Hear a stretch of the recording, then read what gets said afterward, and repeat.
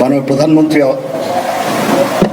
পদত্যাগ করেছেন এবং এখন একটা ইন্টারিম গভর্নমেন্ট ফর্ম করে আমরা আমাদের কার্যক্রম পরিচালনা করব।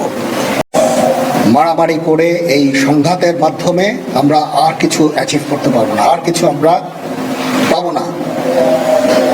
সুতরাং দয়া করে আপনারা সমস্ত ধ্বংসযজ্ঞ, সমস্ত অরাজকতা, সমস্ত সংঘর্ষ থেকে বিরত হন এবং ইনশাআল্লাহ আমরা সবাই মিলে একটা সুন্দর ভবিষ্যতের দিকে আমরা অগ্রসর হব।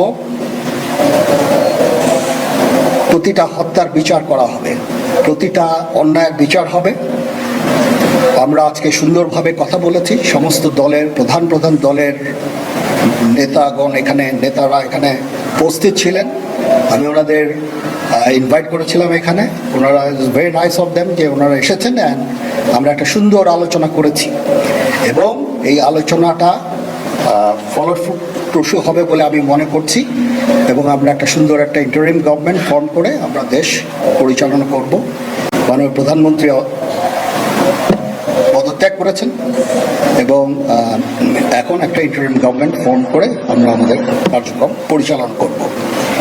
আপনারা একটু ধৈর্য ধরেন, আমাদের কিছু সময় দেন, ইনশাআল্লাহ আমরা সবাই মিলে সমস্ত সমস্যার সমাধান করতে সক্ষম হব। আপনারা আর এই সংঘাতের পথে যাবেন না এবং শান্তি শৃঙ্খলার পথে ফেরত চলে আসেন। আমাদের দেশের অনেক ক্ষতি হচ্ছে, অর্থ সম্পদের ক্ষতি হচ্ছে, জানের লোকজন মারা যাচ্ছে।